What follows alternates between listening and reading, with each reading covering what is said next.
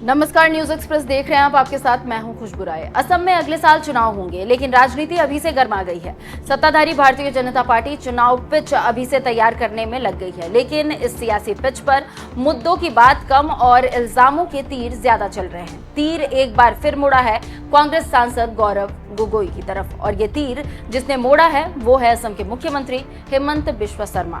बात इतनी बढ़ गई कि पाकिस्तान का जिक्र आईएसएस से कनेक्शन और एसआईटी जांच तक पहुंच गई है।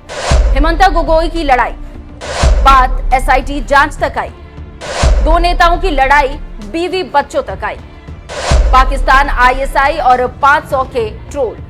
भारत और पाकिस्तान के रिश्तों में तनाव परवान पर है। ऐसे वक्त में जहां विपक्ष ने सियासी मतभेदों को भुलाकर आतंक के खिलाफ हर एक्शन में मोदी सरकार का साथ दिया, वहीं बीजेपी के ही कुछ नेता कांग्रेस नेताओं का नाम पाकिस्तानी आईएसआई से जोड़ रहे हैं। असम के सीएम हेमंत बिश्व शर्मा ने कांग्रेस सांसद गौरव गोगोई पर पाकिस्तान खुफिया एजेंसी आईएसआई से कनेक्शन का फिर दावा किया है। पलटवार गौरव गोगोई ने भी किया और हेमंत बिश्व शर्मा को बड़ा चैलेंज कर डाला। दरअसल हेमंत बिश्व ने गौरव गोगोई पर आरोप लगाया कि वो आईएसआई के बुलावे पर पाकिस्तान गए थे और वहां बकायदा ट्रेनिंग ली थी।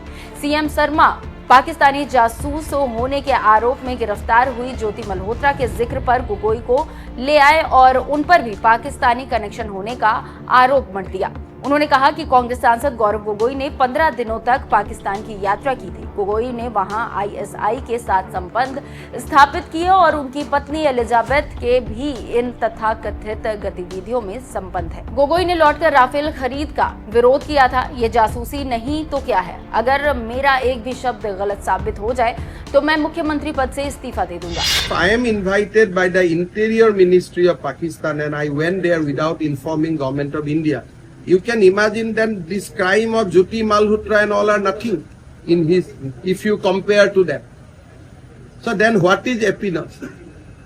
जासूसी क्या बोलते हैं? अगर ये जासूसी नहीं है तो और क्या जासूसी है?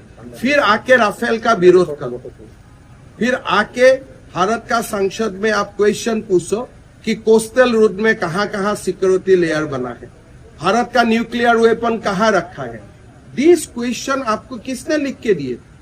वही तो ट्रेनिंग प्रोग्राम में आप सीख के आए ना। तो ये हम एक बात भी गलत बोला हूं तो मैं सीएम ही नहीं रहूंगा। शर्मा ने यह भी बताया कि एसआईटी की टीम गौरव गोगोई पर लगे आरोपों की जांच कर रही है, जो कि फरवरी 2025 में गठित हुई थी। टीम सितंबर 2025 तक अपनी जांच पूरी कर रिपोर्ट पेश करेगी। उधर कांग्रेस सांसद गौरव गोगोई ने इन आरोपों को न केवल निराधार बताया बल्कि हास्यास्पद और बकवास भी करार दिया। साथ ही शर्मा की तुलना बीजेपी के सस्ते ट्रोलर से कर दी। गौरव गोगोई ने शर्मा के आरोपों को बी ग्रेड फिल्मों की स्क्रिप्ट से भी बदतर बताया। उन्होंने कहा कि हेमंत बिश्व शर्मा शुरुआत से ही उन पर झूठे और निराधार आरोप लगा रहे हैं। वो एक मुख्यमंत्री हैं।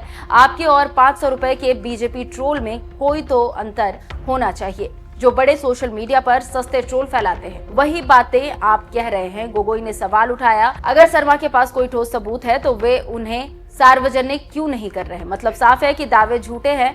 रही बात एसआईटी जांच की, तो गोगोई ने इस पर भी हेमंत बिश्व शर्मा को चैलेंज कर डाला। उन्होंने सीएम शर्मा से कहा कि एक नहीं 2 एसआईटी गठित हो, एक जो मेरी जांच करेगी, दूसरी आपकी यानी कि सीएम हेमंत और उनकी संपत्ति की जांच करेगी। लंबे समय से जारी है राजनीतिक तनातनी।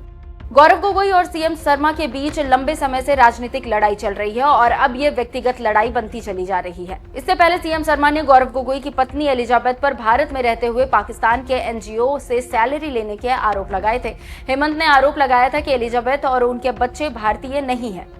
इसके जवाब में गौरव गोगोई ने चैलेंज किया था कि अगर उनकी पत्नी पर लगाए गए आरोप साबित नहीं हुए तो क्या सीएम शर्मा इस्तीफा देंगे। इस विवाद ने असम के मुद्दे से ज्यादा पाकिस्तान को चर्चा में ला दिया, वो भी ऐसे समय में जब पहलगाम हमले के बाद पाकिस्तान के साथ भारत का टकराव पीक पर था।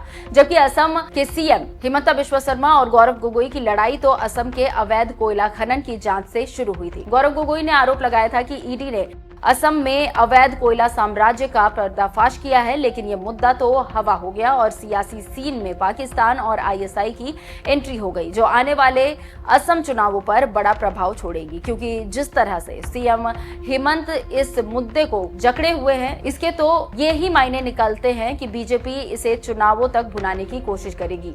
वो इसे न केवल राज्य बल्कि राष्ट्रीय स्तर तक का मुद्दा बनाने की कोशिश में जुटी हुई है। बहरहाल आप इसे कैसे देखते हैं, कमेंट कर जरूर बताइएगा। नमस्कार।